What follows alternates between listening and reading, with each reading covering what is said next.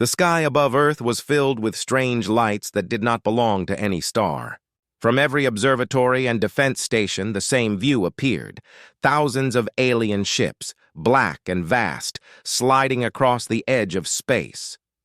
They were like moving mountains, swallowing the stars behind them. Every person who looked up that night felt the same chill. The Galactic Council had come.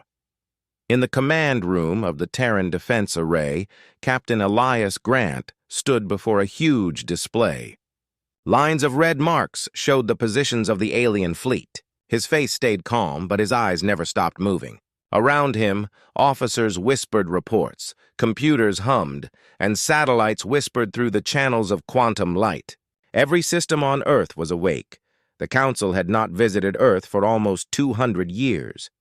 The last time they had spoken of rules and obedience. Back then, Earth was weak, still rebuilding from wars and hunger. But now, humanity had spread across the Moon, Mars, and the cold rings of Saturn. They had learned fast, much faster than anyone expected. The Council did not like that. They had returned to remind humans of their place. The voice of the Council envoy filled every channel at once. "People of Earth," the alien said, its words cold and sharp, "you stand against the order of the galaxy. You were warned not to expand beyond your limit. You will submit to the authority of the Council or face removal." In the command room, the transmission played through the speakers. No one spoke until the voice stopped.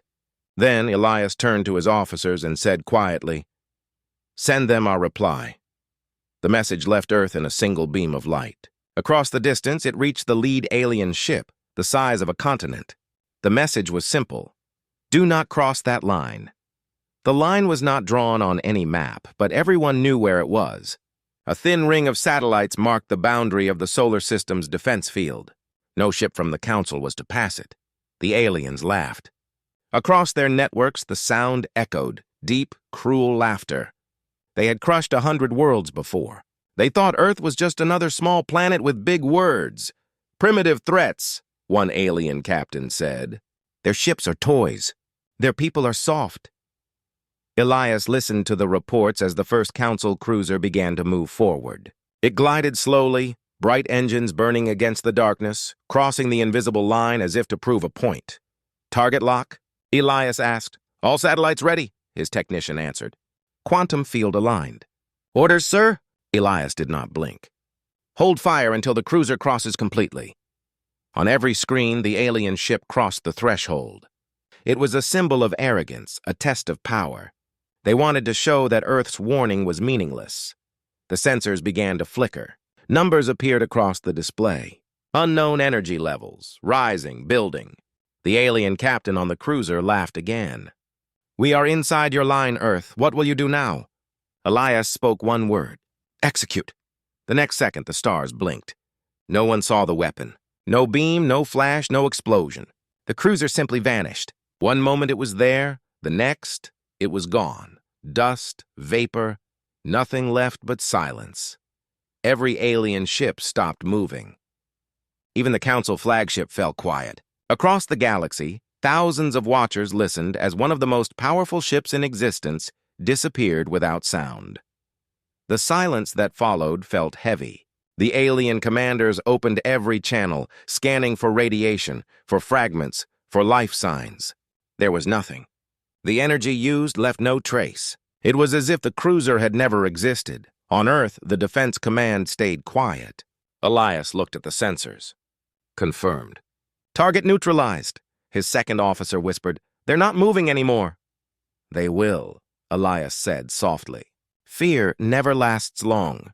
The Council's communication grid lit up again. Angry voices, mixed languages, orders shouted in panic. "Find the weapon. Scan for hidden fleets. Prepare counterattack!" But they could find nothing. The strike had come from nowhere and left nothing behind. From orbit, Earth looked small and calm, covered with clouds and blue light. But beneath that calm, millions of systems pulsed quietly, connected by something the aliens could not understand. The defense grid stretched through the crust, into the deep oceans, through satellites and drones, all linked through silent networks. Humanity had built something hidden, something beyond the reach of the Council's scanners. Admiral Threxen, leader of the invasion, paced aboard the Council flagship. His golden armor glimmered under the lights, but his eyes were dark. "They used forbidden technology," he said to his officers. "No world should possess that kind of power. Should we retreat?" One of them asked. "Retreat?" Threxen hissed. "From a single planet of farmers and miners? No. We will crush them before the rest of the galaxy thinks we've gone soft." He raised his hand. "Bring the fleets forward. Prepare for full engagement." At the same moment, on Earth, Mira Voss, the director of the Terran Union, entered the defense chamber. She looked at Elias. "They'll come in force now." "Yes," Elias said. "That's what we expected." Mira stood beside him, watching the alien icons move closer on the screen. "Do you think they understand what that line really means?" "No," Elias answered quietly. "Not yet." Outside, the alien armada began to shift. Thousands of ships aligned, their energy fields glowing bright. The void between them and Earth trembled with power, but none dared cross the line again. The wreck of the vanished cruiser hung in their memory like a shadow. From Mars to the Moon, human outposts stood ready. Defense grids powered up. Communication relays carried silent orders. In the deep oceans, hidden machines stirred awake. The whole planet was breathing like one living mind. Admiral Threxen stared at his screens, rage boiling inside him.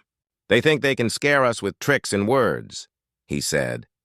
"Tomorrow we move forward. We will show them what the Council truly is." The alien officers nodded, but there was fear in their eyes.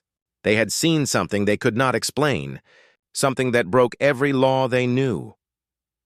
Elias watched from the command room as night fell over Earth. The planet looked peaceful, almost fragile, but he knew what power slept beneath its surface. "Do you think they'll listen now?" Mira asked. Elias shook his head. "No, they'll test us again. And when they do, they'll find out what we've become." Outside, the alien fleet hovered in silence, their lights flickering like dying stars. The line between them and Earth glowed faintly, as if space itself remembered the strike. Every telescope on Earth pointed toward that boundary. The people waited, some afraid, some proud. They did not know what weapon had saved them, only that it had worked. In the Council's outer networks, news spread fast. "The humans destroyed a cruiser," the report said. "No debris, no explosion, just gone." Rumors turned to fear, fear into confusion. Some believed Earth had found an ancient power. Others thought it was a trick, a ghost weapon. In the silence of orbit, Elias stood by the window, watching the alien ships hang against the stars. He knew this was not over. The Council would come again.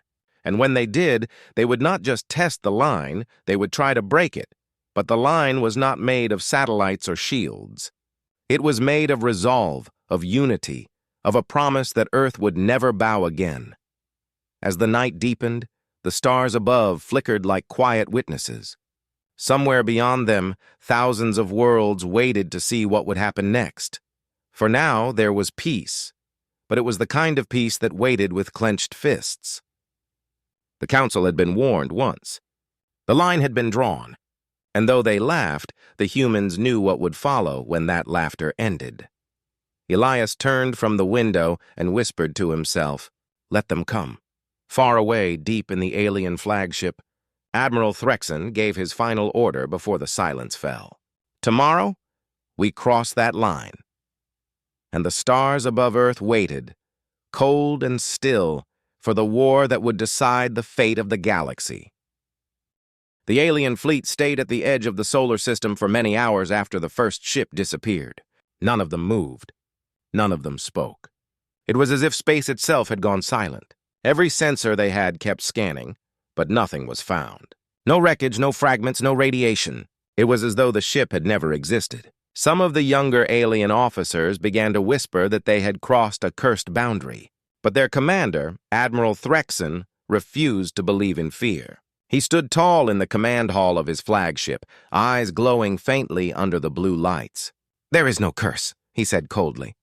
"There is only an enemy that thinks it can frighten us." On Earth, Captain Elias Grant watched the alien ships hold their position. His screen showed thousands of red dots still beyond the invisible line. He expected they would attack at once, but they didn't. That hesitation gave humanity time. Under the oceans, defense platforms began to move. On the moon, hidden weapon stations came online.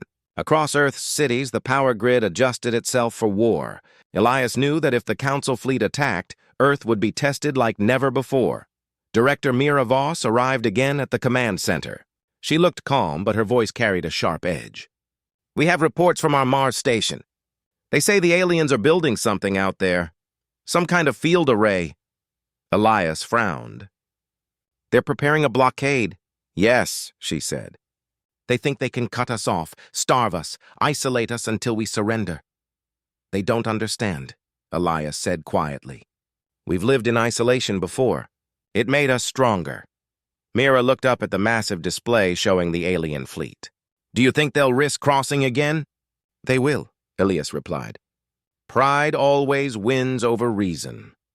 The Council ships began to move, not forward this time, but sideways. They formed a wide circle around the solar system, creating a glowing ring of energy that pulsed with power. From the outer colonies, telescopes captured the sight and sent it to Earth. The message was clear: humanity was being surrounded. In the Council's central communication network, the commanders argued. Some demanded immediate retreat, saying the humans had discovered a forbidden weapon. Others mocked them, saying humans were only lucky once. Admiral Threxen silenced them all. "We will not retreat," he said. "We will study them, contain them, and when they are weak, we will strike." Back on Earth, Elias listened to intercepted transmissions. His technicians decoded fragments of alien speech. "Contain them," one message said. "Study their weapon." Elias looked at Mira and said, "They think we're some experiment." Mira gave a thin smile. "Let them think that. It's easier to win against an enemy that underestimates you." Across Earth's skies, defense drones drifted like silent stars. They formed patterns invisible to the naked eye, part of the massive system called Project Aegis. It was humanity's final shield, a network that could react faster than any living pilot. It had never been used. Until now, Elias activated the sequence. The oceans rippled as hidden towers rose from the deep. Each one glowed faintly blue, linking with satellites and lunar stations. From orbit, the system looked like a giant web covering the planet. Meanwhile, alien scouts moved closer to the line, scanning, testing, but never crossing. They sent probes forward, tiny machines that vanished the moment they touched the boundary. The data returned incomplete, sensors fried, signals lost. The aliens began to whisper again. Admiral Threxen grew restless. "Enough of this nonsense," he said. "They hide behind tricks and shadows. We will build our own weapon. Prepare the quantum destabilizer." His scientists hesitated. "That device is unstable, Admiral." It will work," Threxen cut in. "We will shake their planet apart from a distance. Let them see what true power is." While the aliens worked, Earth stayed quiet. Days passed without a single shot. But in every city, the people were ready. They remembered the warning, "Do not cross that line." The words had spread everywhere. Painted on walls, shouted in schools, whispered between soldiers. It became more than a command. It became a promise. In the Council's outer fleets, fear began to grow. A few captains sent secret messages to the alien colonies saying, "Earth has something that eats ships." Rumors spread fast. Some species began withdrawing their vessels, leaving only the main fleet. Threxen grew angry at their cowardice. "Let them run," he said. "We don't need their weak hearts." Elias received word of the retreating ships and smiled slightly. "They're starting to fear us," he said. Mira crossed her arms. "Fear can stop some, but not all. The Admiral won't back down." He nodded. "No, he'll come soon. That's when it begins." That night, the stars above Earth seemed different. The alien ring around the solar system glowed brighter, building power. Scientists in Earth's research centers detected strange energy spikes from the Council fleet. "They're charging something," one technician said. "Something massive!" Elias called Mira at once. "It's time," he said. "Activate full defense mode. Bring every colony online." Across Mars, Luna, and Titan, human outposts came alive. Shields powered up, railguns turned toward the black horizon, and drones swarmed into position. The entire system hummed with tension. From the Council flagship, Admiral Threxon watched the data appear before him. The destabilizer was ready. "Fire on my mark," he ordered. But before he could give the signal, something unexpected happened.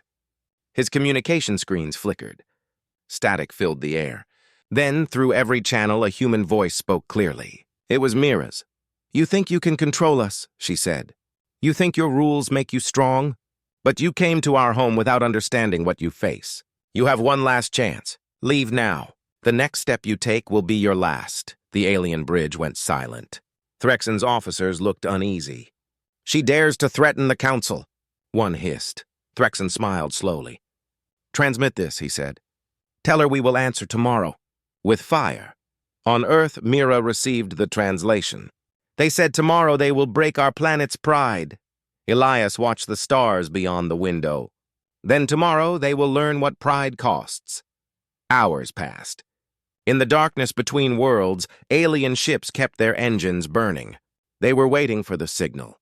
On Earth, soldiers and civilians alike watched the skies. The tension was so deep it felt like the air itself might break. Elias stood alone in the control room near dawn. The sun's light began to rise over the edge of Earth, painting the sky gold. "Do you think they'll come at sunrise?" a young officer asked. "Yes," Elias said softly. "They like to make a show of their power. But we don't need to show ours." In the Council fleet, Admiral Threxon finally raised his hand. "Prepare the destabilizer. Full charge." The weapon systems glowed like suns. The space around them bent slightly, energy pressing outward. Then, something strange happened. Their sensors began to blur. Coordinates shifted. Time lag increased. "The stars seem to move the wrong way. Admiral, our instruments are malfunctioning," one officer shouted. Threxon stared at the readings. "What have they done?" Back on Earth, Elias watched as the alien fleet struggled. "They're inside the interference field," he said. "It's working." Mira entered the room, her expression hard but calm. "Then we're ready." Elias nodded once. "Tomorrow the war begins, but it will not start the way they expect." That night, across every world that could see the solar system, strange lights appeared around Earth. Some thought it was the end of humanity. Others thought it was the beginning of something greater. And far away, inside the Council flagship, Admiral Threxon swore under his breath. "They think they can scare us. Tomorrow we break their planet's pride." The words echoed through every alien ship, a promise and a threat. But somewhere deep in his mind, the Admiral could not shake the image of that first vanished cruiser. On Earth, Elias closed his eyes and whispered the same warning once more, this time to himself. "Do not cross that line." Above him, the stars burned quietly, waiting for what would come next. The silence of the solar system felt like the calm before a storm that would change the galaxy forever. The morning began with silence. The alien fleet floated just beyond the edge of Earth's system, their engines dim and their hulls shining like black glass. On every screen across Earth, people watched the same image, thousands of ships waiting for the order to attack. It was a sight that made even the bravest hearts tremble. In the command room of the Terran Defense Array, Captain Elias Grant stood still, watching the enemy formations. Around him, officers whispered updates, and the sound of computers filled the air like distant thunder. He could feel the tension pressing on everyone, but his voice stayed calm. "Hold your positions. No one fires until I say." Director Miravos entered the room, her face pale but steady. "They've started moving," she said softly. All of them. On the screens, the alien armada began to shift. 1,000 engines lit up, burning bright like new suns. The formation spread out in a perfect wave, moving straight toward the invisible boundary. The sight was so massive that it filled half the sky on every telescope and station from the moon to Mars. Elias whispered, "They've made their choice." At that moment, every human base, every drone, and every ship in orbit received a single coded signal. It was only one word. Now. In the blackness of space, nothing seemed to happen at first. The alien fleet kept moving forward, confident, fearless. They crossed the line. 1 second later, the stars around them changed. Invisible patterns began to shimmer.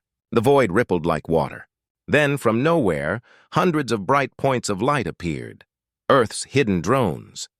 They moved in perfect silence, faster than the eye could follow. The first wave hit the alien vanguard before the Council could even detect them. Explosions flared across the darkness. The shock waves spread through the fleet, lighting up their armor and tearing through their formation. The aliens shouted orders, trying to regroup, but the attack came from everywhere at once. "Shields failing!" one alien officer screamed. "We can't locate the attackers!" Admiral Threxen gritted his teeth. "Find them! Use every sensor!" But their sensors gave only static. The drones were invisible to their systems, hidden behind layers of distortion. The Council ships fired blindly into the void, their beams cutting through empty space. On Earth, Elias watched the screens calmly. "Begin Phase 2, he ordered. From the oceans, massive towers rose again, glowing blue like deep-sea lanterns. Energy arced between them, reaching upward through the sky, linking with satellites and lunar relays. A pulse of power shot outward, a wave of pure interference that spread through the solar system like a heartbeat. The alien fleet suddenly lost control. Navigation systems froze, engines flickered, communication links vanished. Their own ships began colliding, crashing into each other as confusion spread. "What's happening?" Threxen shouted. "Unknown field! We're losing control of the stabilizers!" He slammed his fist against the console. "Counter the signal! Jam it!" But the interference wasn't a signal that could be jammed. It was something deeper. An invisible net that wrapped around their ships, bending the rules of space itself. The aliens had never faced anything like it. Elias turned to Mira. "They're inside the distortion field now." Mira nodded. "Then it's time." Above the moon, Earth's orbital cannons came online.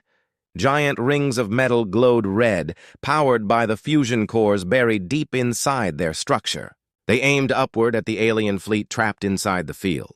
For a moment, everything went still. Then the cannons fired. The blasts were silent in the vacuum, but the light was brighter than lightning.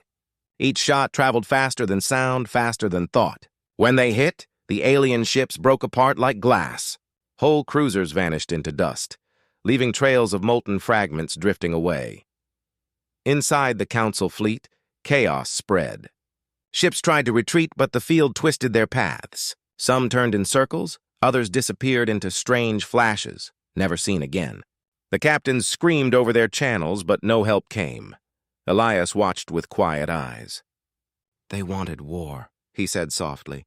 "Now they have it." Admiral Threxen's flagship shook as a wave of explosions hit its outer hull. Alarms screamed across the bridge. "Pull us back!" an officer shouted. Threxen's face was twisted with rage. "No, we do not retreat from a single world." He activated the ship's main weapon, a massive particle cannon that had destroyed moons before. The energy core roared to life. He aimed it at Earth, locking onto the blue planet in the distance. "Fire!" he commanded. The cannon released its energy in a long, blinding beam. The shot cut through space, a river of light aimed straight at Earth. But just before it reached the planet, the beam split apart, scattering like dust. It bent around Earth as if hitting a wall of air, then vanished into nothing. On the alien bridge, the crew stared in disbelief. "The laws of physics are collapsing!" one shouted. Elias saw it happen and spoke quietly. "The barrier held." The next moment, the alien flagship trembled violently. Its own energy began turning against it, folding inward. The ship's lights flickered red, alarms screaming in every corridor. The crew tried to escape, but the space around them warped. Threxen watched as his own ship started to disintegrate, the metal bending and stretching like liquid. He shouted one last order, but his voice was swallowed by the noise. In one flash of light, the flagship broke apart. The pieces vanished into the black, leaving nothing behind. Across the galaxy, every broadcast went silent. The war that had begun with laughter was now filled only with screams and static. On Earth, the people watched from screens, eyes wide, unable to believe what they saw. Thousands of alien ships burning like falling stars. The night sky looked like a storm of fire. Mira turned to Elias. "They'll send reinforcements," she said. They'll never forgive this. Elias nodded slowly. Then we'll be ready. We didn't start this war, but we'll end it if we must. From Mars, a message arrived. Enemy fleets retreating. Remaining ships are in chaos. Elias exhaled, but there was no relief in his eyes. Keep the field active. Don't let them regroup. Hours later, as the last alien ships fled into the darkness, space returned to silence. The remains of the Council fleet drifted among the stars, glowing faintly like broken mirrors. Every human base began reporting victory, but no one cheered. The silence felt too heavy for celebration. Too many people had seen what power really looked like. Mira stood by the window, looking at Earth turning slowly below. "Do you think they finally understand?" she asked. Elias looked at the empty space where the enemy fleet had been. "They understand fear," he said quietly. "But they don't understand restraint." "Not yet," she nodded. "They'll come again." "Yes," Elias replied. "But when they do, they won't find the same humanity they remember. They'll find something new." In the deep black beyond the solar system, a single alien transmission escaped the chaos. It spread through the galaxy, bouncing between relay stations until it reached the outer colonies. The message was short and filled with terror. "They are not fighting with weapons. They are changing the laws around us." The rumor spread like wildfire. Across the stars, governments and empires began to panic. Some tried to contact Earth in peace. Others went silent, fearing they would be next. On Earth, Elias and Mira met one last time before the day ended. The war was not over, but the first battle was won. Mira looked at the glowing blue planet on the screen. "They thought they could break our pride," she said. Elias nodded. "Instead, they broke their own." Outside, the stars were quiet again, but the memory of the burning fleet still glowed faintly against the black sky. Humanity had stood its ground, and the galaxy had seen what happened when someone crossed that line. The war had changed everything. The Council's arrogance was gone, and in the silence that followed, the universe began to fear the one world that had always been underestimated: Earth. The galaxy was quiet for many days after the battle. Where the mighty Council fleets once ruled the stars, there was now only silence and drifting metal. News of Earth's victory spread faster than light. On every world, people spoke in whispers about the humans who had destroyed 1,000 ships without warning, without mercy, and without leaving a trace. Some called them monsters, others called them gods. In the ruins of the Council's outer colonies, survivors tried to rebuild their communication lines. Their signals carried fear more than words. Messages were short and filled with disbelief. Earth used something unknown. Our systems collapsed. They twisted space itself. The legends grew bigger with every retelling, and soon the Council's name itself began to lose its power. On Earth, the command rooms were dimly lit. Captain Elias Grant stood at the main window, looking out at the stars that had once seemed so far away. Now, after the war, they felt closer, too close. Behind him, Director Mira Voss entered quietly. She had not slept in 2 days. "The Council fleet is gone," she said softly. "All of them. The last signals disappeared an hour ago." Elias didn't turn. "They'll send more. Not now, maybe not soon. But one day," Mira walked beside him. "Do you think they'll still dare after what happened?" "Yes," he said. "They'll come again. Pride doesn't die easily." Reports flooded in from human colonies. The people on Mars were celebrating, the lunar bases were cheering, and even the miners on Titan had raised the old Earth flag. For the first time in centuries, humanity felt united. They had faced the greatest power in the galaxy and survived, but not everyone celebrated. In the deep research centers beneath Antarctica, scientists studied the aftermath of the battle. They found no radiation, no weapon residue, no clear explanation of what had destroyed the alien fleets. Whatever force had acted that day, it had come and gone like a ghost. Some said it wasn't a weapon at all, but the planet itself defending its children. Others whispered that humanity's AIs had become something more, something alive. Mira sat in her private office reading the reports. The words made her uneasy. "We don't even understand what we used," she said. "If we can't control it, it might destroy us next." Elias joined her. "Maybe," he said, "but it saved us when nothing else could." In the far reaches of space, the remaining members of the Galactic Council met in a broken hall on a cold, dying moon. Their leader, an old being named Varkoth, slammed his clawed hand on the table. "A single planet cannot defeat the Council," he shouted. "They use forbidden power. We will rebuild and crush them." But the others didn't answer. They stared at the hologram of Earth floating above the table. The small blue world glowed faintly like an eye watching them. One of the younger counselors finally spoke. "We sent everything we had. They warned us once, and we laughed. Now they don't even speak. Maybe that silence is the real warning," Varkoth hissed. "Silence is weakness," the counselor shook his head. "No, sometimes silence means power." On Earth, Mira prepared a message to send across the galaxy. It was short, cold, and final. "To all species of the Council, Earth will not attack. We will not invade. But if you ever cross our line again, we will answer." The message was broadcast across every major relay, in every known language. Some worlds shut down their communication systems out of fear. Others destroyed their own weapons to prove they meant no harm. Admiral Threxon's name became a warning to every child in the galaxy. Parents told stories. "Don't be proud like Threxon, or the silent planet will take you." Mira watched as the message signals returned. No replies, only silence. "They won't answer," she said. "They're too afraid." Elias stood beside her. "Good. Let fear keep them away." But not all the Council's forces were gone. Deep in an asteroid belt, a few of Threxon's ships had survived, damaged but still functional. Their new leader, Commander Nareth, gathered the survivors. His body was half metal from the injuries he had suffered in the battle. "We will not live in shame," he growled. "We will finish what Threxon began. Earth cannot be allowed to exist." His engineers showed him a weapon, a massive antimatter wave generator. It was forbidden by the Council, powerful enough to erase a planet. Nareth smiled. "If we are already ghosts, then let us haunt them." Days later, the weapon was ready. The survivors aimed it toward the solar system. "Once we fire, there will be no trace of them," Nareth said. "No world, no ocean, no air, only dust." But before he could give the final order, strange things began happening aboard his ship. The lights dimmed. The controls froze. One by one, his crew disappeared from their stations. No alarms, no screams, just silence.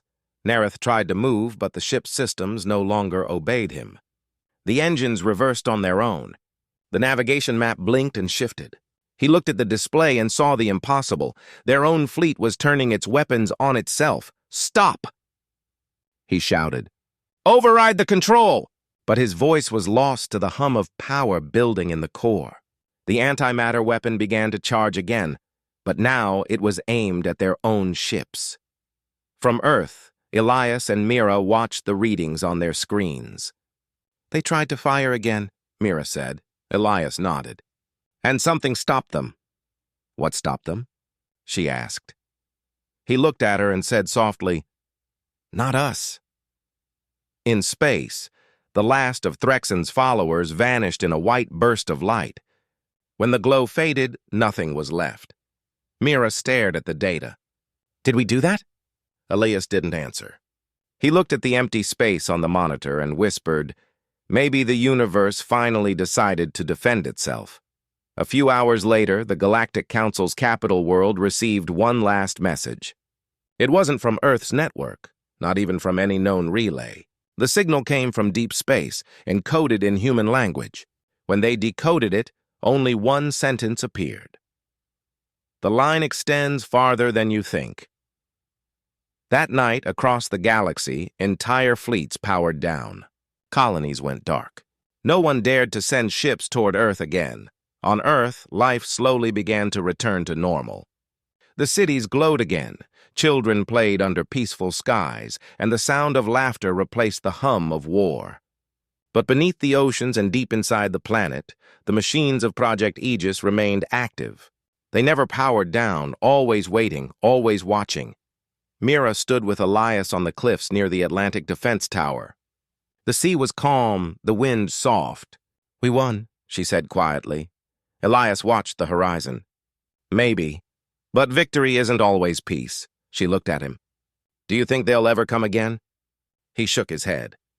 Not soon. The memory will keep them away for a long time. She smiled faintly. And when that memory fades? Then we'll remind them, he said. Once more. The sun began to rise, lighting the sky in gold. Ships floated quietly above the clouds, symbols of the strength humanity had built not from conquest, but from survival. Far beyond, in the empty dark, the remains of the Council's ships drifted into nothing. The galaxy that once ruled over countless worlds had fallen silent. Mira turned to Elias and said, They wanted to control the galaxy. Now they fear one small planet. Elias looked at the stars. That's the lesson they never learned. Power isn't about how far you can reach, it's about knowing where to stop. As the sun climbed higher, the world below glowed blue and alive. The war was over, but the warning remained, echoing in the minds of every species across the stars. Do not cross that line. The Council had ignored it once. Now they were gone, and Earth stood alone beneath the endless sky, silent but unbroken, guarding the line that no one would dare to cross again. Years passed after the Great Silence. The galaxy learned to live with fear. Trade routes shifted away from the solar borders. No ship crossed the invisible line that separated Earth's territory from the rest of space. Maps marked it in red, labeled only with a warning, Restricted Zone, by order of Earth Command. Even pirates refused to enter it. But as time went on, fear began to fade. Younger generations across the stars started to question the old stories. They called them myths, exaggerations told by survivors of a war no one could fully prove. They said no planet could hold such power. On a distant world called Theris, a young explorer named Keln stood at a starport, looking up at the night sky. If they're really that powerful, he said to his friend Rona, why haven't they shown themselves in years? Because they don't need to, she replied. Everyone remembers what happened. Keln laughed. Memories fade. I want to see this Earth for myself. That night, he sent a secret message to a few daring captains. Within a week, a small group of ships left Theris, their engines dimmed to avoid detection. Their goal was simple, to cross the line, to see what waited beyond. In the control room of Earth's orbital defense system, Commander Elias Grant's successor, a calm and sharp officer named Naomi Vale, watched the incoming readings. Her screen flickered with faint signals on the outer edge of the system. Unauthorized ships approaching the perimeter, her officer said. Naomi leaned forward. How many? 6 small vessels, civilian class, but their routes are direct. They're not wandering, they're testing us. Naomi's expression stayed steady. Send a warning. Standard message. Moments later, the explorers received it. A simple sentence on their monitors. Turn back. You are entering restricted space. This is your only warning. Keln grinned when he saw the message. They're watching us. That means someone's really there. Rona looked uneasy. Let's leave. We proved enough. But Keln pushed forward. If they didn't attack, they're bluffing. As their ships crossed the line, every signal and system around them began to distort. Their navigation failed. Stars flickered out like dying candles. Then came the sound, an eerie vibration that seemed to hum inside their bones. It wasn't a weapon, not a transmission, but something older, deeper. One by one, the explorers' ships vanished from the scanners. Their last message was short, half corrupted. They're not what we thought, they're... And then silence. On Earth, Naomi watched the final blip disappear. They crossed it, she said quietly. Should we send recovery drones? Her officer asked. No, Naomi said. The line is not ours to cross either. Far across the galaxy, rumors spread again. Entire colonies whispered that the silent planet had awakened. Some said the explorers had been turned to dust. Others claimed Earth had pulled them into another dimension. Whatever the truth, fear returned stronger than before. But not everyone in the galaxy feared Earth. In secret, remnants of the old Galactic Council gathered once more. Their leader now was a quiet strategist named Lorath, who had waited decades for this moment. They are growing comfortable, he told his advisors. They hide behind silence and fear. It's time we find the truth. His scientists revealed a new weapon, something not meant to destroy, but to see. It was a quantum probe capable of observing through matter and energy without detection. If we cannot defeat them, Lorath said, we will understand them. The probe was launched from the farthest edge of Council space. It took years to reach the solar border. As it crossed the invisible line, its systems began to flicker, but just before they shut down, it captured a single image. At first, Lorath thought it was static. Then he saw it clearly. A vast network of black structures orbiting every planet, hidden from ordinary sensors, connected by glowing lines of energy. Each line pulsed with light like veins in a living body. And at the center, Earth itself glowed with the same rhythm. Lorath stared at the image in silence. "It's not just defense," he whispered. "It's alive." The probe went dark. Within hours, every communication array in the Council's network began to fail. Their satellites blinked out, one by one. Even their inner systems, those not connected to space, started to go silent. Panic spread across the Council worlds. "What is happening?" shouted one officer. "It's the signal!" another cried. Something followed the probe back. Lorath ordered the main power grid shut down, but it was too late. The image of Earth appeared on every screen across the Council worlds. No message, no sound, only the image of a blue world turning slowly under sunlight. And then, words appeared beneath it in every known language. "You were warned." All across the galaxy, systems collapsed. Starships drifted without power. Entire fleets went dark. Yet not a single explosion followed. Earth didn't attack. It simply turned the galaxy off, as if reminding them how small they really were. On Earth, Naomi received a report from Deep Command. The message was short. Interference across galactic networks detected. Systems stabilized after 7 minutes. No response required. She read it twice, then looked out the window toward the stars. "It wasn't us," she said quietly. The planet acted again. In the underground core where the Aegis network resided, the machines pulsed softly. A low hum filled the tunnels like breathing. Some said the system had merged with Earth's magnetic field. Others said it had grown a mind of its own. No one could prove it. Decades later, Naomi retired and moved to a quiet colony on Mars. She would sometimes walk outside at night and look up at the sky. The stars were peaceful again, but she knew better than to believe in peace that lasted forever.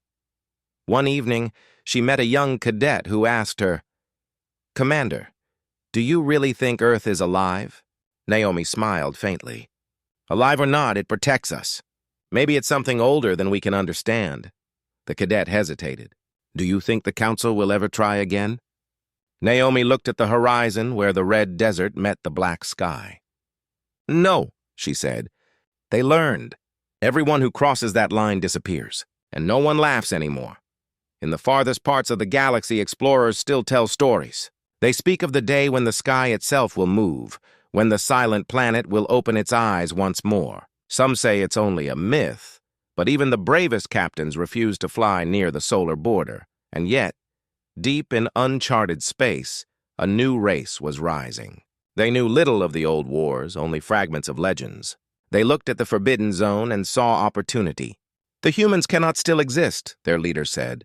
"If they do, we will finish what the Council could not." Their ships began to move, silent and invisible, toward the solar system. On Earth, far below the surface, the Aegis core stirred. Sensors lit up one by one, and a voice long dormant whispered through the command channels, "Not human, not machine, but something in between. Another line is being crossed."